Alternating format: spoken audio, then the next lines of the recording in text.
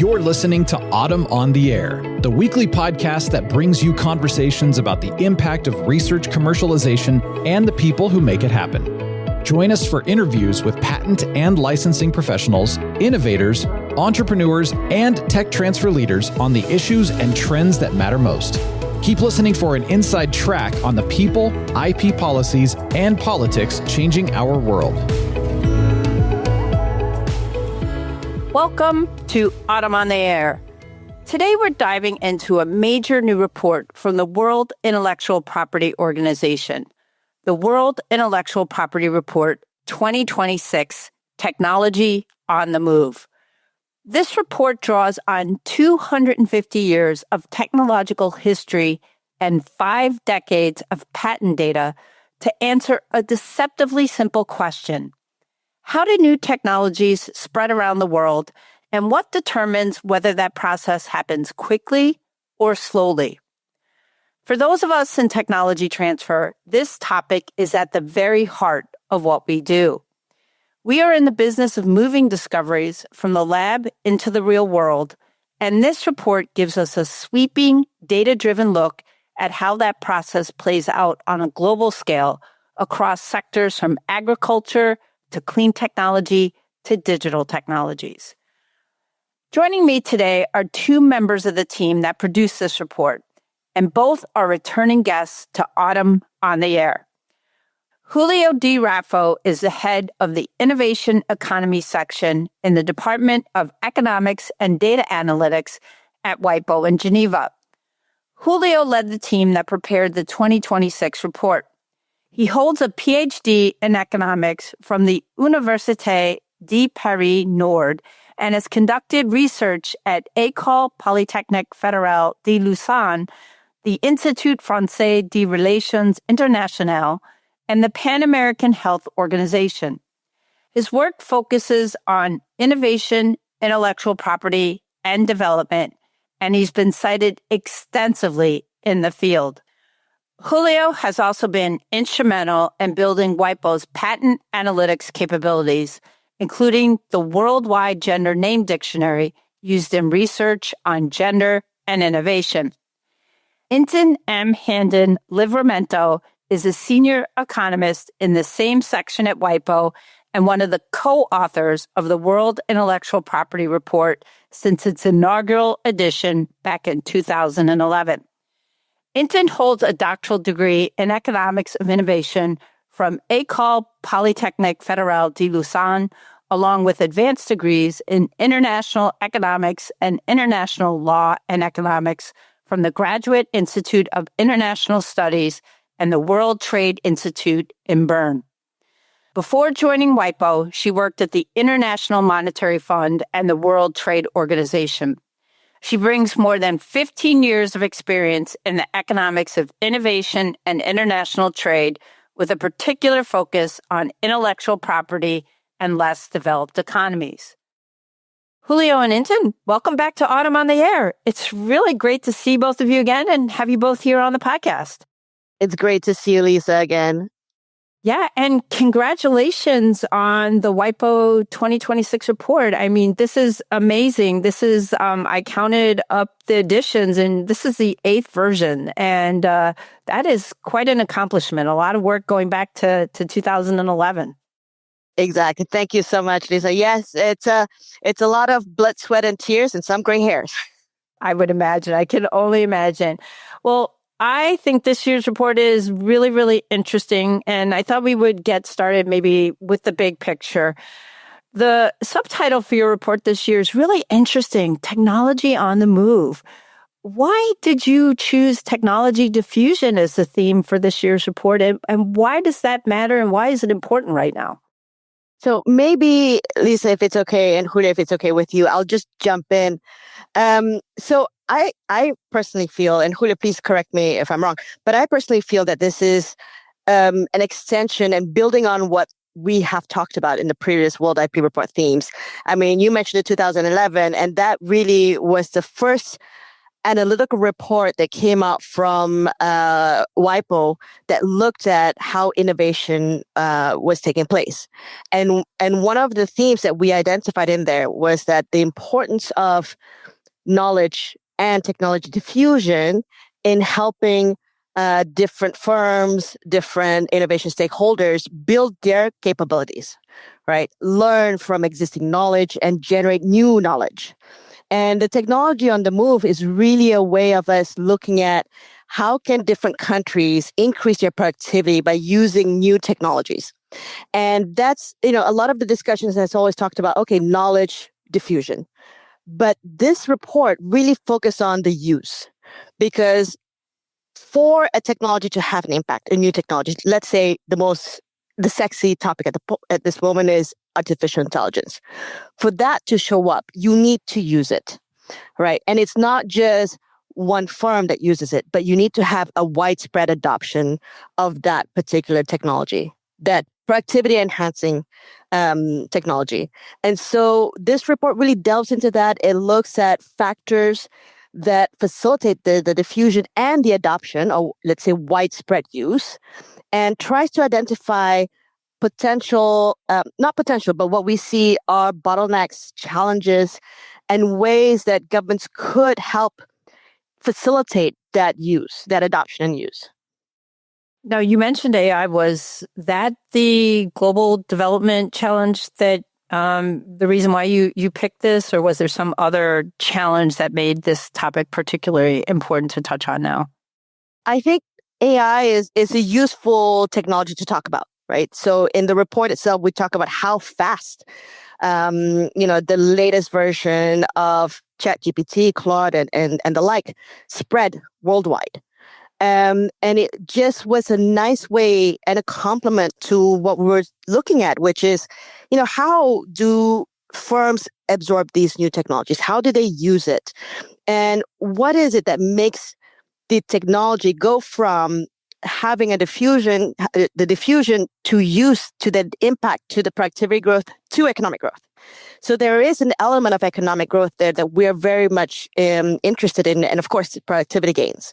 So firms, entrepreneurs, farmers, even individuals and households, every time they adopt new technologies such as solar panel and so on and so forth, that's going to have an impact on the bottom line for the economy and development.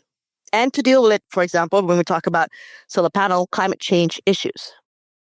Now, I thought it was really interesting that the report touches on several related but distinct topics. There's technology diffusion, which you've mentioned, Intan, a couple of times already, technology adoption, tech transfer, which is the bulk of the audience that listens to this podcast, and knowledge spillovers. So, Julio, I wanted to ask you, help us understand a little bit how these terms differ from one another and why the distinction between all those terms matters for understanding how technology moves around the globe. Sure. So for us, we have this approach, of course, which is an economic approach, right? We try to understand technology diffusion from this standpoint. And, we need to say that actually the title was Intan who came with this idea on technology on the move, which I think is very poetic. So we need to give some credit to that. But in terms of the concept is related to this, right? This idea of movement. A technology is moving from one place to another or from one institution to another, right? You mentioned the listeners to this podcast care a lot when a technology moves from academia to industry, for instance. So that's also movement. And we can even think how it moved from one person to another, right? That all of this is diffusion. But from the economic perspective, for us, it's also important to distinguish this idea between diffusion and adoption. Intan was hinting at this. And without going too philosophical on this, but I always think it's interesting for people to reflect about this. Diffusion has a little bit this idea that you leave the knowledge free, right? The technology free, and it will eventually diffuse, right? Like a natural movement, as the people from physics used to think about, right? It will move to the right place if you leave enough time to something to do that. Adoption actually implies some action, right? The other person, the other organization, the other country receiving this is taking an action to go and adopt this technology. I think that nuance is super interesting. And I think it's important for policymakers to understand that difference. And the same happens with this idea of tech transfer, right? In tech transfer, we are already making a very big emphasis that is from some kind of institution to another kind of institution. That way there is a transfer, right? You're like extrapolating something. You think of a plant, right? I'm taking a plant from this garden to this other garden, and maybe it will work or not work. So in those concepts, I think even, we don't need to get that philosophical, but I think it's very important to understand these differences. For us, in the report, it was important to make this idea of how this technology diffuses across all of these dimensions, right? From different institutions, from different people, and certainly from different geographies and different levels of development. This is very important. Intan also mentioned, we, the economists, we know quite well that when a technology diffuses, but also when it catches up, right? Not when the first time it arrives to a place, but when people, companies, and the governments, the industries, they start using that very intensively, is where you get these productivity gains. It's not the first person. There's always this joke, but if you are the first person to have a phone or a fax machine, this shows how old I am. It has no use, right, in your country. You're the first one in your town with that. Who are you going to call, right? Who are you going to fax something? The same with the email. You have an email, but your friends have no emails or social media or whatever. So all of this has a value when it catches up and when all of this. So these are important elements. And another element I think is very important is this idea of we innovation economists, we like to distinguish between technologies or knowledge and embedded or incorporated knowledge and technology, right? And incorporated comes from the Latin word about actually having a body, right? Incorporated in that sense. So a technology that is incorporated in a device, in a tool, in a machine that we use is extremely powerful because you don't need to understand how it works, right? We are in this moment using a lot of technology in this conversation, which probably none of us can actually replicate it if we are in a desert island. However, we know how to use it, and we give good use, right? The listeners of this podcast are using a lot of technology at this very moment, and I'm sure they use it very well, and that they enhance their productivity.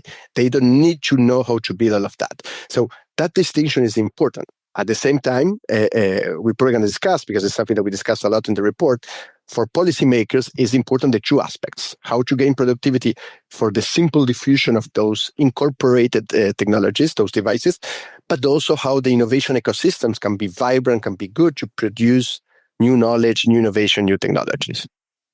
Yeah, and Elisa, if I may add to what Julio has mentioned, is that in the report, we really focus on the fact that this is not a passive effort. This is a very active effort, right? So in order to learn new technology, in order to adopt it, there is some action that is required, either from the policymakers to remove the barriers, or from the firm itself to learn new knowledge, to have new knowledge, to learn how to use the new technology. So I think that also is reflected in the discussion about technology diffusion when you look at moving the technology from the lab to the market. There's a lot of things that's happening underneath that may not be apparent, that is actually very, very important in trying to facilitate that movement, right? To have an invention become commercially available and have an impact on productivity. I wanted to ask you, because in those concepts, we've talked about the diffusion, the adaptation, tech transfer, but I did want to ask just quickly about knowledge spillovers, because I think that's something that a lot of people aren't really familiar with. I know it was something that was new to me when I read the report. So I'm curious, how does that fit into this picture along maybe some of the more deliberate forms of tech transfer? So that's a very good point. So in the most conceptual aspect, knowledge spillovers is a little bit this idea of diffusion, this idea of by being close to knowledge and to technologies, it will eventually diffuse to you, right? There's a lot of literature that says that distance matters. And we can see, I don't know, there are studies on Silicon Valley that people that were just one or two doors from some very, let's say, intelligent researcher, these people were more likely to have something happening in the same realm, the same, let's say, knowledge space. While if you were one building away, you will not get that aspect, right? Or there's also interesting studies about bars, right? The engineers of the Silicon Valley that they were sharing knowledge because they were having a beer in the same bar. So there was a lot of diffusion happening there. Or this idea of Californians that have more relaxed human resource mobility legislation that was enhancing the diffusion of knowledge across industries. I know this is some of the interesting literature there. However, we know also, we just mentioned one second ago, the idea of when technology is embodied, is closer to a device, is more productive. So there is a tension in the tech transfer realm, in the most pure tech transfer definition from academia to the private sector. It's more about knowledge. It's less about, usually you don't have a fully fleshed divide, even if you have a conceptual version, but you're still very close to the source of the knowledge of that, of knowing how to do things, right? And then there comes all this idea of the valley of death and all of that, right? How hard it is from that very powerful idea to have a successful product in the market. Not just a product in the market, right? But a successful product that is adopted. The typical example there that people like to discuss, would be the Concorde, right? Beautiful technology, extremely powerful, had a very concrete private sector application, but heavily funded by governments. And it was never fully adopted, right? There were never companies that were not related to a government that were buying that airplane for commercial use. So that's, I think, an important element that we try to discuss, and I think is relevant for this audience, right? To understand that and why it's so hard.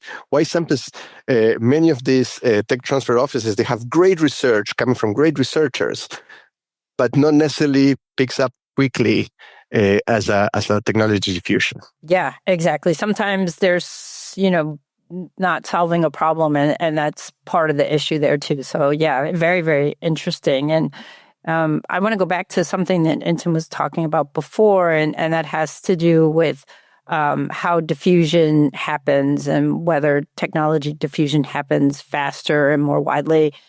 The report identifies several different factors that talk about this, and I'm curious, Intan, what does the evidence show are the most important drivers of faster and wider diffusion versus slower, maybe no diffusion at all? Yeah, thanks, Lisa. So I think first you need to talk about what type of technology are we talking about? Are we talking about digital technology? Are we talking about a new genetically modified technology that has to go into a seed? Or are we talking about, a product that could be easily purchased and used, like, for example, the electric vehicle, right? So inherent in those different technology and different products is the know-how and the use of the technology and the need for adaptation of those technologies. So once you put those aside, so for example, if you talk about digital technologies, and one of the chapters we focus in the report is on agriculture, we talk about two different technologies. One is a genetically modified technology, and the other one is basically precision agriculture technology. So in the so you have a comparison of a seed versus a digital technology. So in the digital technology, yes, you can purchase, soil sensors, access to GPS, and so on and so forth to help you understand what are your soil conditions and how much you have to fertilize it and how much water you have to spray on and so on and so forth. But what is important there is really access to the infrastructure, right? Not only physical infrastructure, but also digital infrastructures. For you to properly utilize all these sensor devices, you need to have access to connectivity, right? So infrastructure starts becoming an important part in the adoption of precision agricultural technologies, and especially for farmers. And then you have to talk about from a farmer or user's perspective, how expensive is the technology? And that is related to, what's the initial capital that you have to sink into using those technologies. So with precision agricultural technology, you have to buy, the different devices that come along. Like, for example, you could buy the easiest, in fact, the report identified the easiest precision agricultural technology product that most farmers use is really an auto steer tractor. Right, because you already have the tractor, so having the device to steer the tractor using the GPS navigation is relatively easy. However, on the other side, using the soil sensors, you need to have connectivity between the different operating systems, not operating systems, but computer devices, all the devices, components that need to talk to one another. So that adds up a lot of costs. And then from the farmer side, that becomes expensive. The other side, which is whenever we're talking about genetically modified crops, first you need to talk about regulation. So policy becomes a big perspective of whether or not that technology will enter the market. And then the second part is because of the nature of these seeds, you do need to adapt the technology to the local agroecological conditions. So there has to be, from the perspective of who's selling those technology, that you have to adapt it. And usually adaptation requires, let's say, access to the local plant varieties. So that involves a bit more R&D, a bit more development, a bit more research. And then you have to go through different regulations to ensure that that particular seed is going to be fine in your ecosystem, right? In your agriculture, making sure that you don't disturb the flora, fauna, and very important factors within a country or a region. So so you have all these different factors that really play a role in how fast specific technologies enter the market. So in the report, we talk about, okay, what is this technology like? Is there existing infrastructure? What is the policy conducive to that adoption and diffusion? So we have a few that we've identified, but most importantly, what type of technology are we talking about? Now, interestingly, Intan, you mentioned earlier about the quick adoption of ChatGPT, and one of the parts of the report I found fascinating was how the report opens with the really striking comparison. You compared the telegraph and how that took decades to spread worldwide versus ChatGPT, which you mentioned reached 100 million users in about a month. So, Julio, walk us through what the data actually shows about how the speed of technology adoption has changed over the past 250 years. That's fascinating. And here we are talking about, of course, the adoption of the technology being used, right? Not the knowledge, as we were discussing before. But it's quite impressive that almost by any measure, we can observe that the adoption, meaning the first use of a given technology in a different country, a lot of what we are doing in this report speaks about international diffusion, although many of the concepts applies to any kind of diffusion. But in that particular statistics, yes, we're trying to observe when a given technology is invented, how long it takes on average to appear in other countries, right? We even make the distinction between developing countries and industrialized economies, and the results are exactly what you mentioned, quite striking. The older technologies, some of them, they took hundreds of years or decades to diffuse, and now anything that is related to your device, for instance, ChatGPT, but you can even think about browser technology or anything you can run on a phone, it diffuses super fast, right? It's at least the infrastructure that Intan was mentioned is already there. So that makes your life extremely easier to diffuse the technology if it's successful. That doesn't mean that any technology will diffuse, but it looks like.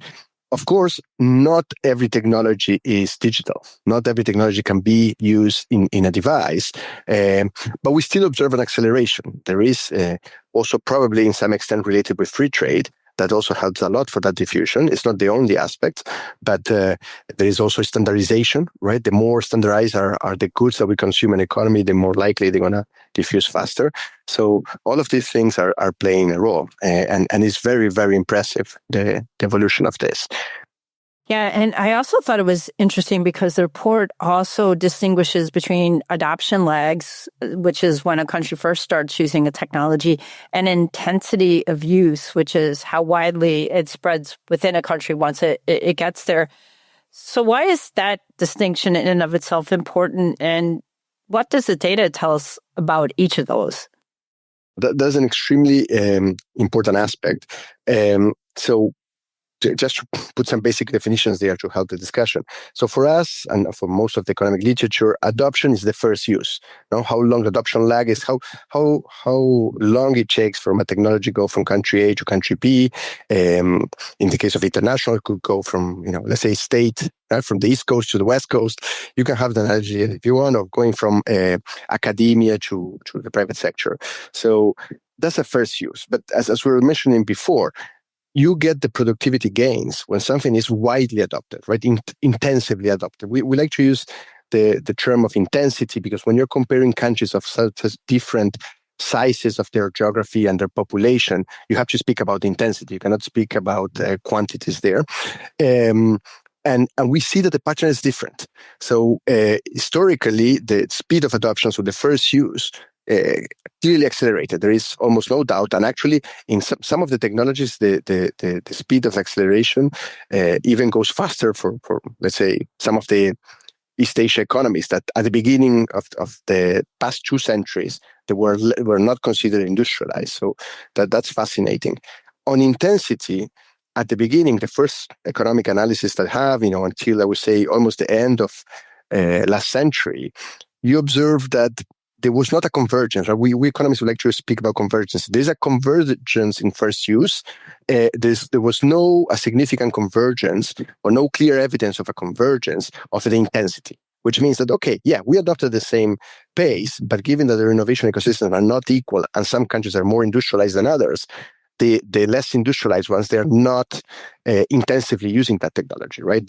Maybe the wealthier segments of that economy, they can use that technology if it's a recreational one, like a phone or something like this. But if they're more industrialized, it will depend also on the level of industrialization of the country.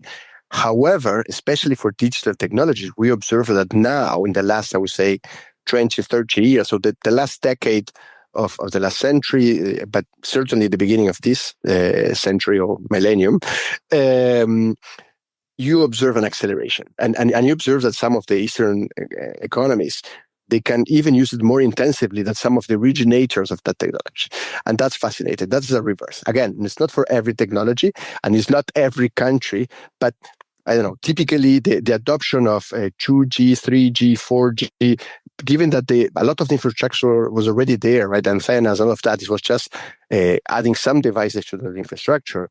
It was quite fast. It was impressively fast in even in Africa and Latin America compared to the historical gaps of convergence that you had, let's say for railroad, right? Something that you have to invest way more on that infrastructure.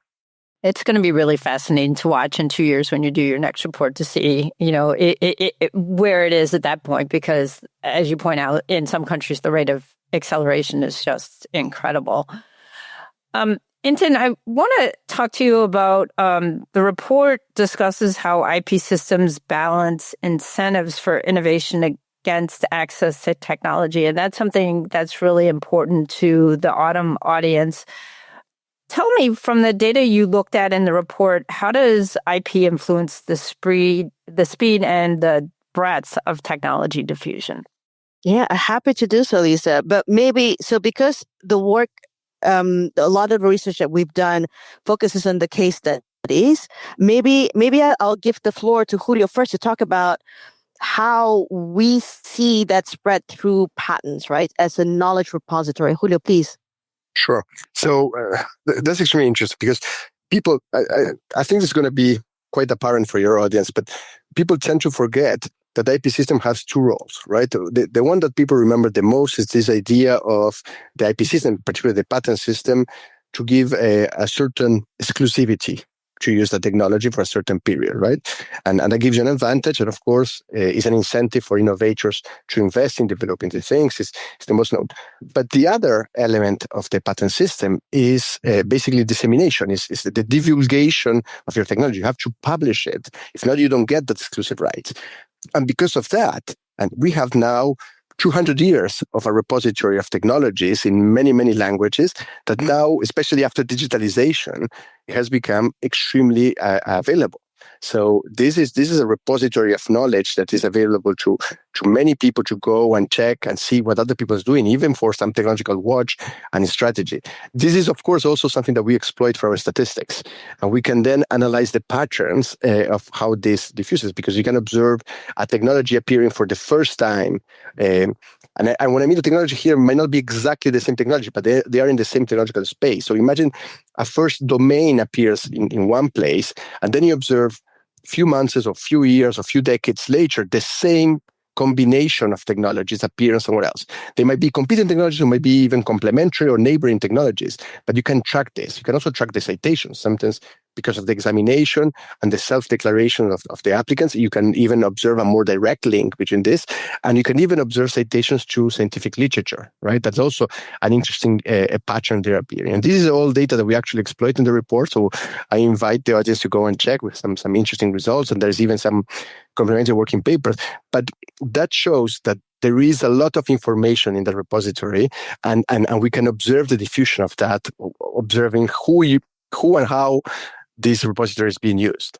And it's really fascinating because you're right to your point. You can search now. I'm a patent attorney. I can search in many patent office databases now. And you mentioned the fax machine before. When I started practicing, I used the fax machine. That was before email. And I was just thinking, if I wanted to check the status and get the claims of a Japanese patent or patent application, I'd have to fax the information to the agent. It was before they could search anything electronically in the patent office. They'd have to physically go to the patent office, get that information, get it translated, fax it back. So it was a week's worth of time and effort. So it's just to your point about now how quickly that information is able to be disseminated. It's incredible. Yeah, and if I can, Lisa, just to follow up on that, I mean, you already mentioned the fax machine. So it's within our lifetime that we're seeing technology increasing our productivity, right? So when it would take you, let's say, a week to get back from a different IP office, now it's almost instantaneous, days even, right? So, and in fact, when you look at patent documents, in fact, WIPO, if you look at our PCT and our patent document database, you can actually have the AI translated version. It's great. It's a great tool. It works very, very well. Yeah. And that, I'm sure, has increased everybody's productivity, especially if you're in this space. But that just shows, and in fact, it emphasizes our report's finding, which is that, technology is really moving fast. And not only that, is that our adoption, our widespread adoption of those technology, this intensity of use, is really, shortening, right? So it's an amazing time to be. So when you talked about seeing where we will be in the next 2 years in terms of our report, I'm a little bit worried in the sense of, is our research going to be old?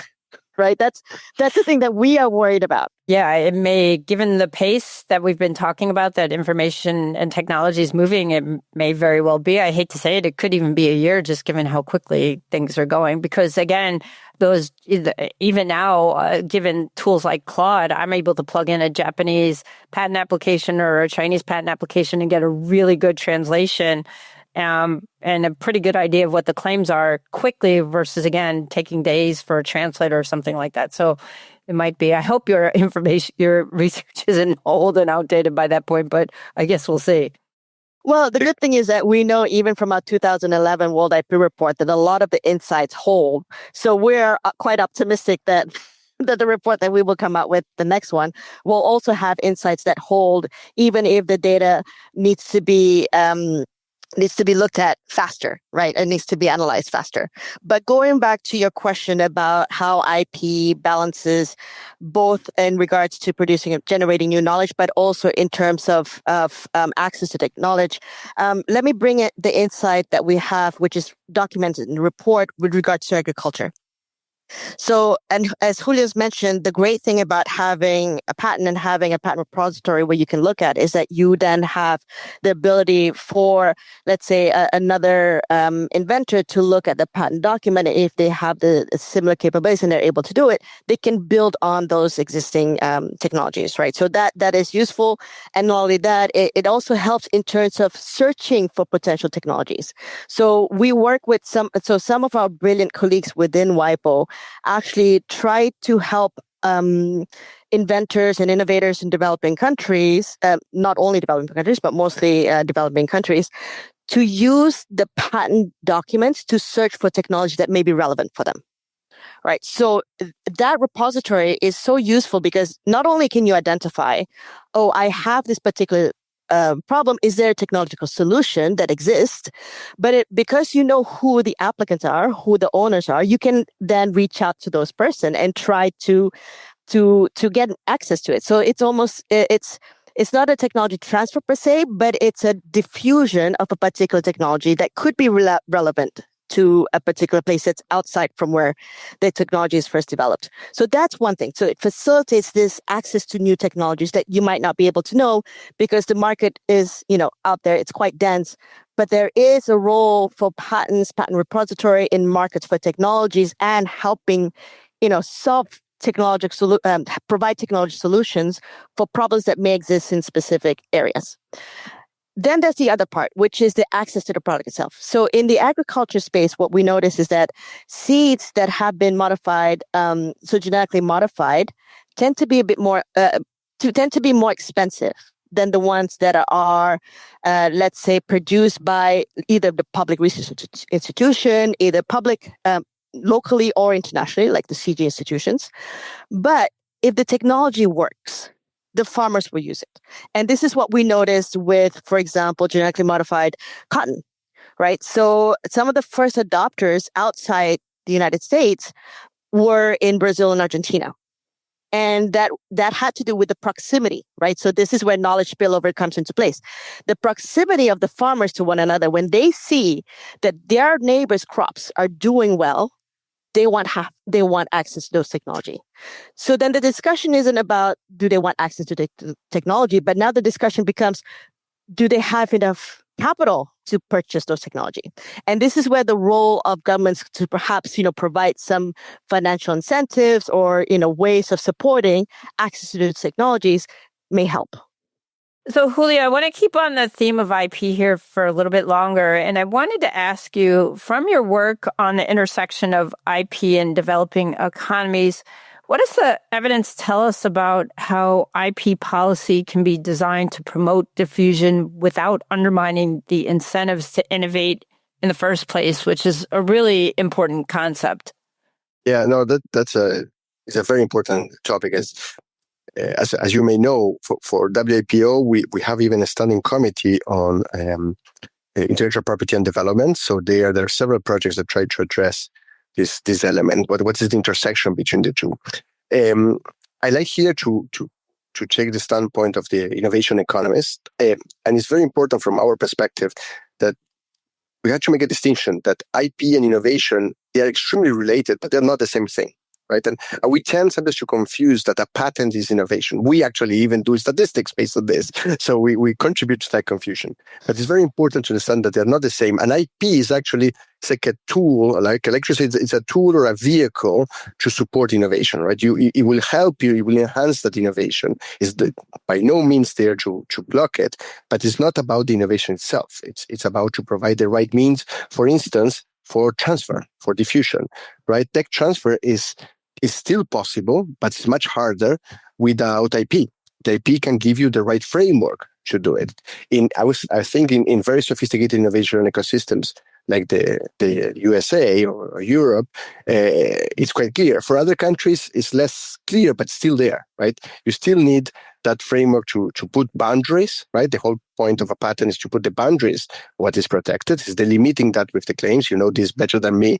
And then it gives you an idea of what are you making in that transaction, that transfer from one individual to another, from organization to another. So that's the one important element.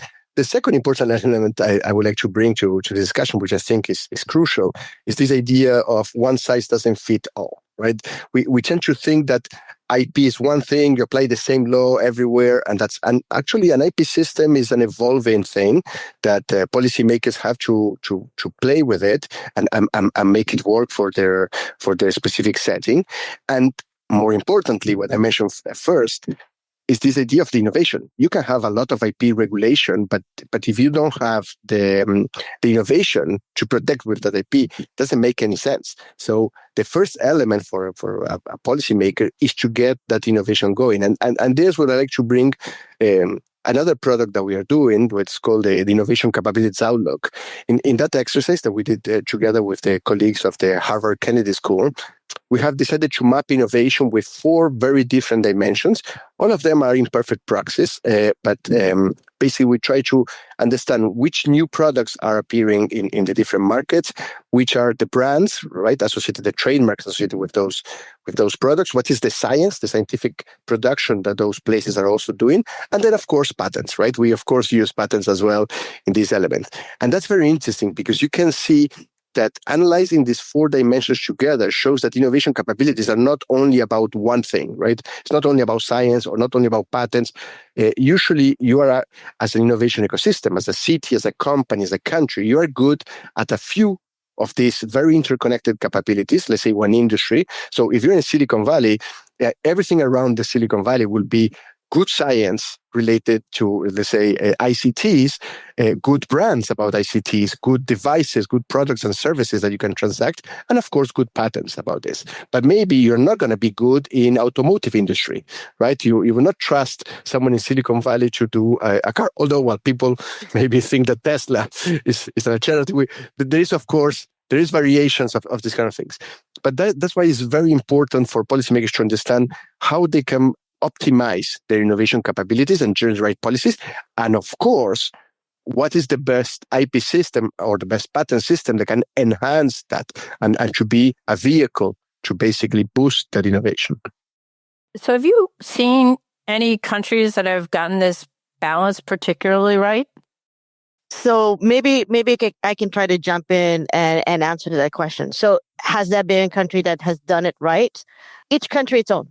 Right. So like one size fits all, each country has its own. So in the case of the United States, for example, if you look at how the IP system has evolved from the 19th century to now, how it was back in the system back in the 19th century is very different from the system now.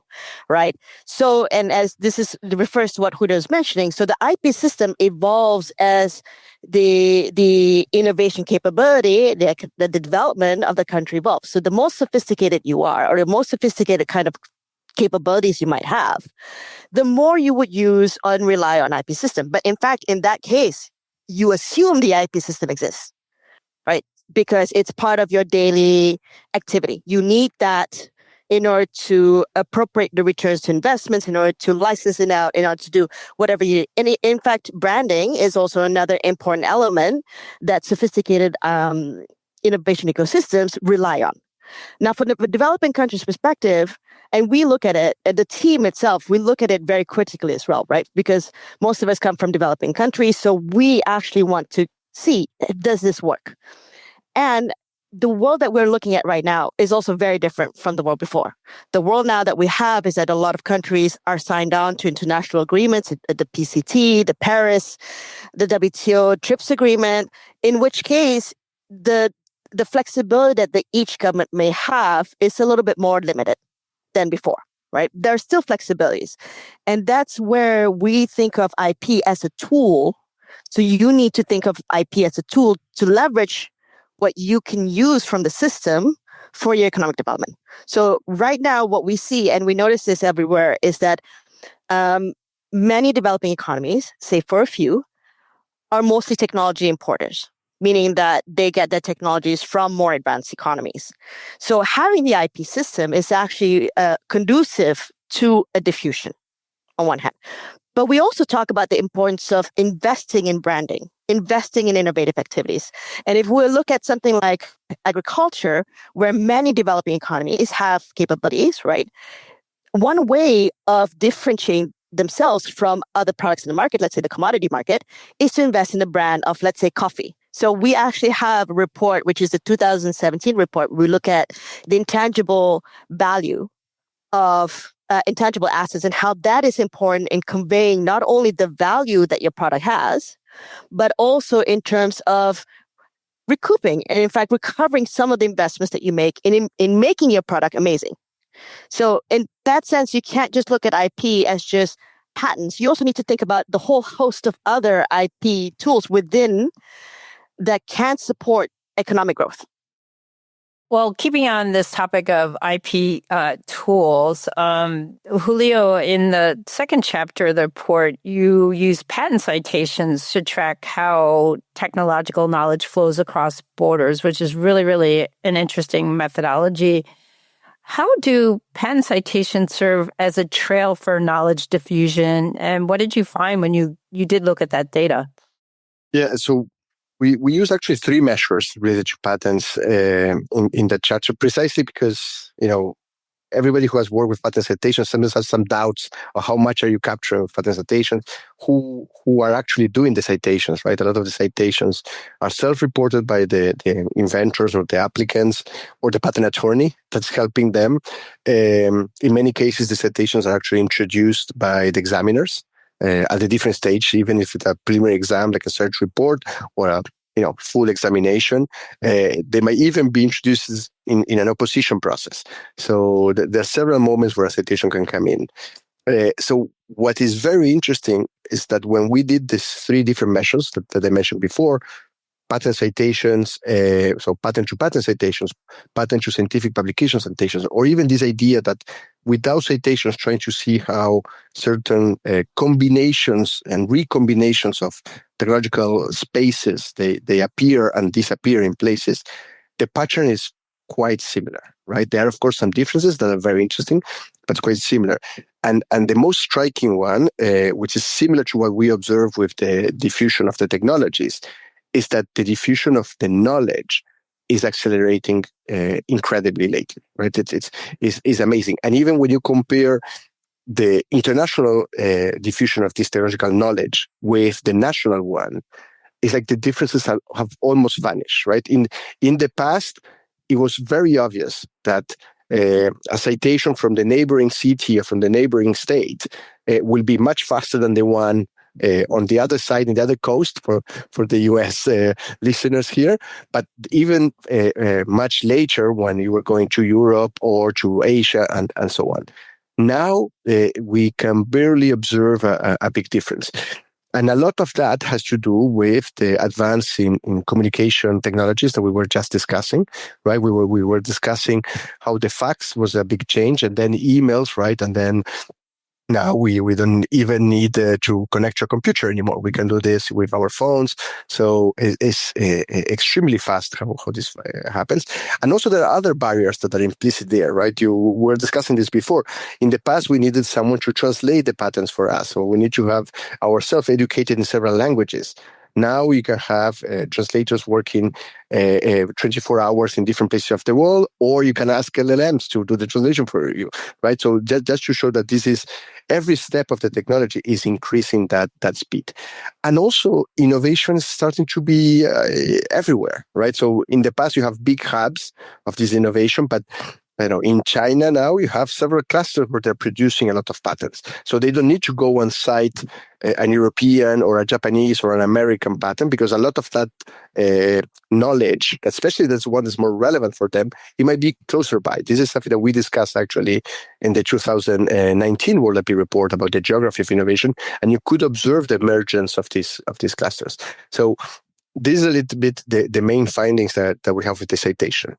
Intensity is a very different story. When we look at intensity, similar to what we were saying before, right? The intensity of the use of a given technology, we can observe how intensively knowledge is being used. You have to accept, right, some limitations on the data. But for instance, we can observe from all existing patent families of one origin, let's say of the US, how many are cited by an applicant from Latin America or from Japan and so on, and vice versa. You can see the two tracks of this. And without any surprises, the innovation ecosystems that are more developed, that have, let's say, that are better functioning because they have better institutions, more maybe financing elements, more human resources as well, right? They produce more graduates and all of that. They're able to benefit of this knowledge out there. So one very interesting result that we have is that those ecosystems, they produce and they contribute the most to that repository of technological knowledge that we were discussing before. But they extract the more gains. So it's a game where the more you add, the more you can take out of it. And it sounds trivial, but it's an extremely important policy recommendation coming from this, because it means that you have to put the right innovation-related policies to develop the institutions and these interactions. And this implies both public and private sector, by the way, having everything functioning, and the TTOs, right, the tech transfer offices that can play the role. And that makes the difference. And you can observe in a few countries, particularly in East Asia, you observe that progression. You observe that the Republic of Korea or China, at the beginning of this century, they were not contributing a lot and they were not taking a lot from that pie. And now they are among the top contributors with the US, with Europe, with the usual suspects, Japan as well. So, Julio, I also wanted to ask you, the report talks about deep tech, technologies like biotech, AI, and quantum computing that are built on advanced basic science. I'm curious, how does the diffusion of deep tech differ maybe from other types of technology? And what do you think that means for universities and research institutions? Well, I think it means a lot, right? Especially for tech transfer offices, because by definition, deep tech, they rely on scientific knowledge that's very much at the frontier, and that it takes quite a lot of time to emerge into a technology that's being used, right? This comes with this contrast that we were discussing at the outset. You get a lot of productivity gains when a product is well established and everybody can consume it and you don't need to know about it. That seems easy to say, but for some very frontier scientific discoveries, you are very far away from that product. And that's why, for instance, when we observe in our data, that's why it's very interesting to contrast some of our data. When you compare the patent-to-patent citation versus the patent-to-scientific publication citations, the differences in time lag are enormous. On average, a patent that's citing a scientific paper, that patent is happening 10 years after that scientific paper was out. So that's a decade, right? A decade that the knowledge was there, was maturing, and was passing from very advanced scholars doing research to someone who is saying, okay, I will try to do a device, something that can be used in a market, a concrete application of that. 10 years is a lot of time. And some cases it's even more. So this means that there is a patience game for TTOs, right? So if there is any advice for the TTO colleagues out there that are listening to the podcast, it's this diffusion is not rapid, right? So we observe the acceleration happening in patents, but this is more on the building on the standing in the shoulder of giants happening. Apparently, it takes a lot of time to climb those giant shoulders. So I would say that is fascinating. And of course, there are differences, and we'll see. Maybe, as we were saying before, in 1 or 2 years, we're going to discover that in some disciplines of science, actually this is accelerating, but we have not observed that yet. So for these very scientific-based kind of technologies, there is this very long gaps in appearance from the invention, let's say from the scientific discovery to the invention. I want to switch gears a little bit right now and talk about the implications of your report for tech transfer professionals, because as the two of you know, many of our listeners work in TTOs and they manage the pipelines from invention disclosures to licensing to startup creation. So Julio, when you look at the global patterns in this report, what do you think is the most important takeaway for the tech transfer community? I would say that there are three related takeaways, as we were discussing earlier. One interesting one is this idea of the speed of the diffusion, right? The acceleration of that, and that we have attributed, at least in a certain extent, to the new digital technologies. So, well, in some sense, it's good news, right? It means that the people in TTOs are doing a good job, right? That's also part of the diffusion, but also means that people have to be in their toes, right? It means that this is a very dynamic environment, and everybody's looking at what everybody else is doing, especially the big hubs of innovation. So there's a lot of exciting things happening, but also, there's a lot of exciting competitors out there. as well. So I think that's an important element about that speed of diffusion. A related aspect to this, and I would think it's going to be close to the heart of the TTO's colleagues, is that, of course, technologies are not the same. And we have explored a little bit this idea of the deep tech. So when you think about the diffusion from scientific outputs to patents, things are slower, right? And they have to be, right? We're talking about things that are in the frontier and they take time. So this seems to contradict what I just said, but it basically means that the speed of diffusion is not the same if you're doing incremental innovation than if you're doing something that's radical, very scientifically based. And this is closer, especially for the academic TTOs, right? For the technological transfer office in universities. I think I'm not going to be discovering anything for those colleagues, that it takes a lot of time and work, and maybe patience is the game there, right? Which is exactly the opposite of what I just mentioned, but I think is also an important takeaway. Related to that, I would say, to these two elements, this is this concept that we have been discussing before, the difference between the technology itself, the devices, or the particular solution that the technology is given, to the technological knowledge. So how you're able to produce that technology and that particular solution. They are not the same. And I would expect that a lot of the technology is being transferred from academia to industry. They're closer to be knowledge, right, than actually the device itself. Usually industry is better of developing the device, the artifact itself, or even optimizing it, right? Maybe the first ones come from the university, but usually, unless you're a very science-based industry, typically the industry is better for doing that extra mile and perfecting that thing. So it is important that we have the ecosystem around the TTO. So you need I would say very performant universities, a very performant private sector that can absorb that. Of course, the bridge between the two, which the TTOs, they try to fill in that big gap. And of course, everything else, all the other institutions that relate to that, governance, access to finance, and all of this, they play a key role in making that happen. And this is why some economies, some innovation ecosystems, like we like to call it, they perform better than others. So keeping on what you were just talking about, Julio, this whole, I think what you're getting at is absorptive capacity, which the report emphasizes quite a bit. Given that, how can tech transfer offices contribute to building absorptive capacity in their regions and in their communities? Yeah, so I'm going to pick up where Julio left off. The bridge is such an important point to mention.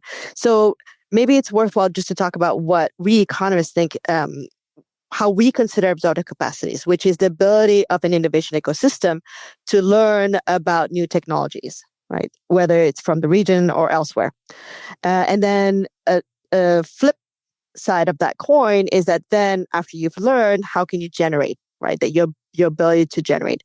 And here's where TTO office play a crucial role, not only as the place where you have new frontier knowledge coming in, but you also have access to the industry. And that access to the industry is going to be a useful learning experience to go back to the universities, because the point is you want to build a workforce or anticipate in building a workforce that can react to specific demands from the market. So that's the role that the TTOs play, which is not only to communicate here's the new knowledge that's coming out, but it's also to say, here's what industry is looking for. So continuing on this thread, the report also identifies 4 critical factors that affect diffusion, and that's the nature of technology itself, the speed of information flows, absorptive capacity, which you just talked about, Intan, and public policy. So I wanted to ask the two of you, for tech transfer professionals that are trying to accelerate the commercialization of a university invention, how should they try and think about these 4 factors in their everyday, day-to-day work? That's actually a very good question. I think the answer is not that direct, but I would say some innovation economists have thought about this, and they like to call this smart specialization, right? So basically, if we were to advise the audience of this podcast, they have to look around and try to see what are the opportunities that make the most sense for the innovation ecosystem, right? The environment where they are.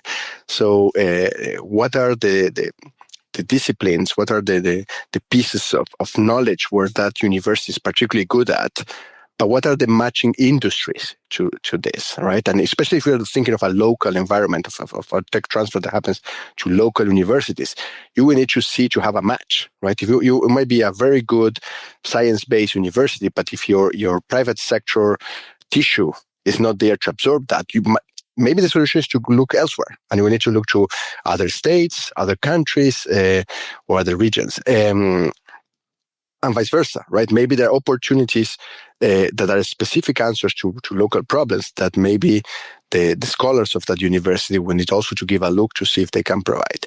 And the same applies to, I would say, the institutional aspect. What is the local governments or the state governments or the national governments, the federal governments in some countries are providing a solution. So clearly, you will need to think of the combination of all of those things, which of course will set also the absorptive capacity of that ecosystem that Intan was speaking 1 second ago. And that will give the right recipe to solution. Of course, this is not easy, right? You need I would say, specialists in tech transfer that understand very well what's happening in the university, understand what's happening in the potential partners in the private sector. Again, could be local, could be at the country level or even international. And of course, know very well the institutionality around innovation, particularly the policies, right? There are subsidies, there are many things that may happen that will be a good, important contribution. And I said governments, but you can think also private sector in the sense of finance, right? Who will finance those projects? There's anything there that can support that, including IP. We are WIPO. And of course, usually intellectual property is quite international, but we know very well that there are specificities in countries and sometimes even specificities in legislations locally, right? Some states, they may have legislation on non-disclose, no-compete that is not the same across states. This is something that is known in the United States. So that will play a role as well. Now, one of the findings that stood out to me in the report was this whole concept of leapfrogging, where countries skip over older technologies and they go straight to newer ones. Are there lessons in this for you think how universities approach commercialization? Particularly, I'm thinking in emerging technology areas like AI, clean tech, and biotech. Yeah, I mean, this is one part of the conversation that Julio and I kind of have a different point of view. So I can give you the example of when you are lacking specific infrastructure. So in innovation economics, when we look at the ability of specific innovation ecosystems to adapt or use new technologies, it's often the case that we talk about infrastructure. What existing infrastructure do you have? Or lack of infrastructure? And in the case of when we look at, for example, why, if you look at the case of Kenya, why did M-Pesa or mobile money do really well there, right? And it really was the case of the government's identifying that, hey, we have an issue. We don't have enough banks that are close by to the people who need the banks, but we do have convenience stores. And we do know that there are people around that is a large share of the population that have, phones, but, very basic phones. We're not talking smartphones because of the infrastructure. So they managed to come up with mobile money that allowed for the adoption of mobile money a lot faster than, in advanced economies, right? And it has to do with the lack of infrastructure, but the ability of the government, along with the partnership with the private sector, to come up with a new technology that then had real benefits for the population. We can also consider, for example, the case of in some developing economies, you do have a lack of road infrastructure, which is a problem when you're trying to have, how do you service or how do you provide medical products or services when, it's hard for the people to get access to the medical centers or vice versa. And that's where you start seeing that, drones start playing an important role in the sense of, being able to move specific vaccines or medicines without having the necessity of a road and getting to the place where it needs them. So this amazing part of technology where if you are unhindered by the infrastructure, right? There's an opportunity for technology to fill that.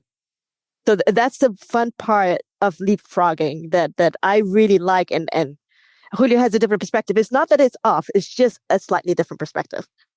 No, we strongly disagree. No, no, I think it's an interesting debate, and everything that Intan mentioned is true. The thing I sometimes have trouble with the leapfrogging concept is that we tell quite often the successful cases. We tell very rarely all the failures of innovation ecosystems, and particularly policymakers. They attempt to go too far beyond what they could do, right? I was mentioning this idea of a smart specialization, which is a little bit, it's not contradicting, because actually I would argue that in all the examples that Intan was mentioning, there was smart specialization, there was the identification of a need, but also what they could actually do, and that's why they incorporated a given technology. But what's important to retain here also is risk. And this comes back to what we were discussing before about what advice we can give tech transfer offices. One of the things that I think everybody in a tech transfer office has to judge is a little bit also the risk, right? There are many promising technologies, especially when they're science-based and they're at a very incipient moment. We don't know which ones of those are going to be successful. That happens a lot, for instance, in pharmaceutical research. That happens in many avenues. So at the end of the day, there is so many we can actually fund and to try to see if we can reach all the way to the market. So how we select those that are more promising. And one of the ways of thinking this is this idea of that I was trying to introduce with the smart specialization of innovation capabilities. You have to be operating in a technological and knowledge space for which your jump is not too drastic, right? If you want to reinvent Silicon Valley in the middle, let's say, of the Patagonia, where you're coming from Argentina, it's not impossible. It's very rare that will happen, right? Your odds are very much against you, right? You need to have that all the elements in that soup that caught in California, for some reason, they didn't happen elsewhere. So this is what we sometimes try to say, and we discussed that also a lot in the World IP report of 2024, for those who want to check, right? That usually you're more successful if you jump to the technologies that are closer to what you do, because the chances of succeeding there are way higher.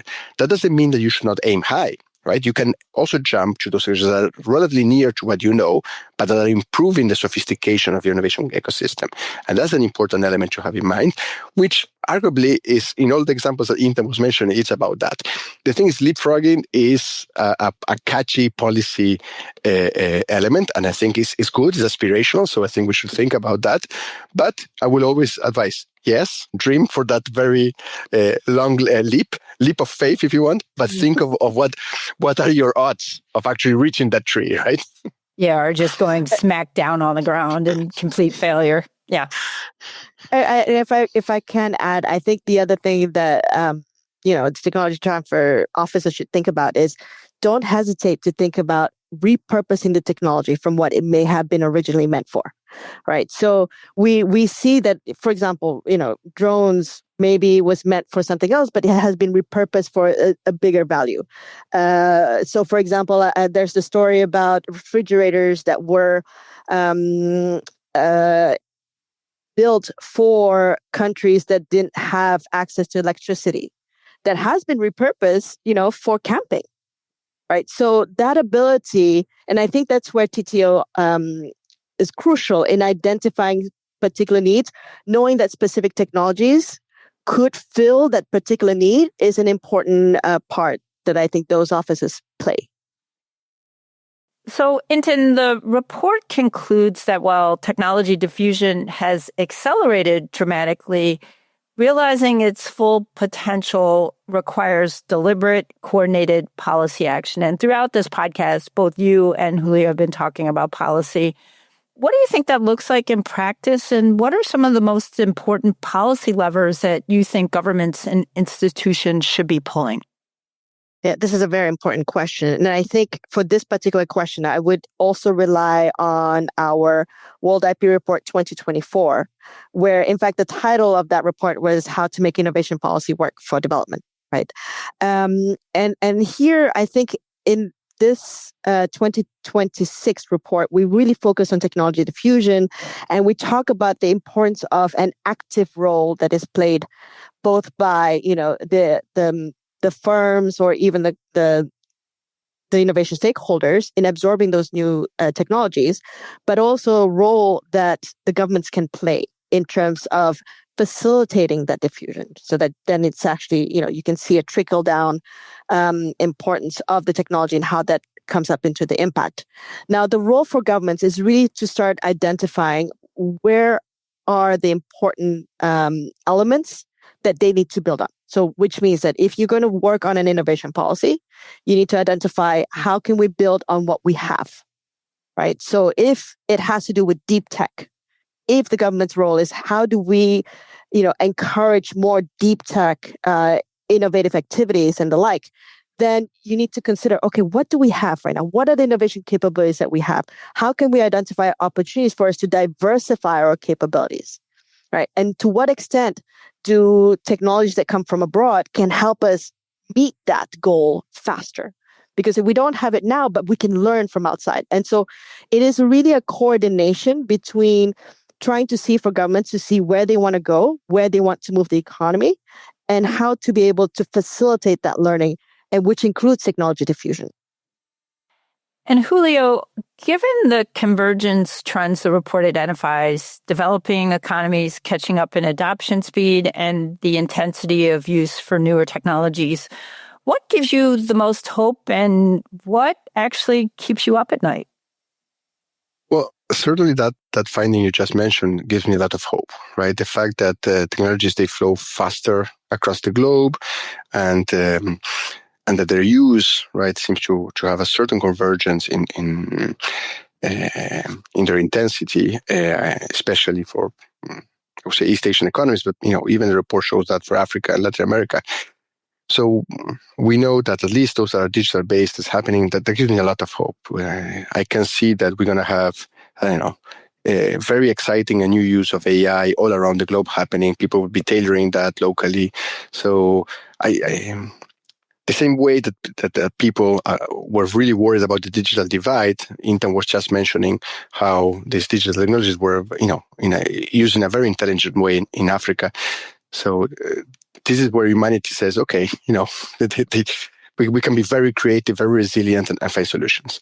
Of course, we also know, and some people who are worried about the digital divide, they will claim that. And we have in the report some data on who is using the knowledge of technological knowledge behind those technologies. That there is a lot of concentration, right? There are innovation ecosystems they have been historically more performant than others, and there's some newcomers as well that have raised in the last 10, 20 years. But not the entire globe is equally performant, and it's not easy to have a very performant innovation ecosystem. And I'm sure that in your audience, there are people in TTOs in countries that are less developed, I would say, than they will find in the United States or in Europe or East Asia, that they struggle also how they transform their technologies that are arising from their universities into concrete solutions. So there's something to worry about. It's something to think, how we can make this benefit everybody. And it's a tension that I think it will always exist. And hopefully we're going to have more and more hubs of innovation that will catch up this club because we saw this, right? There are not less hubs, there are more hubs. So that's also part of the good news, but still a game for a few hubs, for a few clustered, very performant innovation ecosystems. So maybe that's will keep me up at night, right? How we can design better policies, how we can help policymakers everywhere to have a fair chance in this game. Yeah. And if I may add, Lisa, I think the other thing that we also notice is the fact that even within countries, that different regions have much more are seen as more innovative or perform better than others. And in fact, our World IP Report 2019, which talks about global innovation hotspots, global innovation networks, actually mentions this, that we do see it's not just a country to country difference, right? We also see within countries that different regions have that gap. And so there is a role for policymakers to play in the sense of how do we ensure that even within our country, across the regions, that we equally lift the performance of the innovation altogether, right? How do we benefit? How do we ensure knowledge diffusion? How do we ensure everybody's performing well? Well, this has been a fascinating conversation, but before I let the two of you go back to work, which I'm sure is working on the 2028 report, for our listeners who want to dig deeper into this report, tell us, where can they find it? And are there specific chapters or maybe data visualizations? Because there's a lot of great data and figures and visualizations in that report that you would especially recommend people check out. Oh, that's everything. I've read it. It's a read. There's a lot of information in there. Yeah, there's a lot of information. So I think the best way to find us is if you go www.wipo.int/WIPR, you will get to our page with all of our World IP reports. And then you can click on the 2026, in which case you can see the different chapters itself. Julio? No, I think it's great. Also there, you will find in our website what we call our web stories, which is another way of visualizing a lot of what we do, including the World IP Report 2026. And there we try as much as we can to have interactive data so people can play a little bit with the data. So I know there are already a few interactive charts precisely about the speed of adoption and intensity of adoption, that in the report you have a more aggregated result, but in the website you can go and pick your country and see how your country is. That's often exciting for the public. I don't know if it's possible, but maybe we can add in the comments of the podcast a link that could be we will add in a to link. Go forward. Yep. And as you mentioned, we are already thinking of the 2028 topic. So maybe if the people of your audience, they want to push their envelope and suggest a topic, we would love to hear the opinions. We're collecting all the crazy ideas around there, but also the good ones. So we would love to hear from you as well. Lisa, I don't know. Now we can ask you maybe, do you have a suggested topic for us? Oh, yeah, that's a great question. None that come to my immediate thoughts, but I will definitely think on it because there's a lot of issues around the world. I mean, certainly maybe ways to get more individuals, diverse inventors into the innovation ecosystem, because I think that's still a struggle, both with women and other minority groups and ethnicities. So I think that's one I know you've tackled a little bit, but I think ways to get more people involved in innovation would be a great thing. Yeah, that's a great topic. We should definitely put it in the list. Well, congratulations, the two of you, on the report. It's amazing. It's a tremendous amount of work. Thank you for the very important work you do. And thank you again for all the time you've spent with me on the podcast today. Oh, it has been a pleasure as usual. Yeah, thank you, Lisa. Julio and Intan, thank you so much for joining us today and for walking us through this incredible body of work. The World Intellectual Property Report 2026 is a powerful reminder that tech transfer isn't just a university function. It's a global process that shapes economies, livelihoods, and the pace of progress on the challenges that matter most. For our listeners, we'll include a link to the full report in the show notes, along with WIPO's resources on innovation, economics, and patent data. Whether you're negotiating a license, supporting a startup, or making the case for research funding to your administration or your legislators, the data in this report gives you a powerful evidence base for why tech transfer matters. Thanks for listening to Autumn on the Air. We'll see you again next week. Thanks for listening to Autumn on the Air with Lisa Mueller. Get social with us and share your thoughts. You can tweet us at AUTM or visit us online at autm.net. We'll be back next week on the air. Be sure to join us.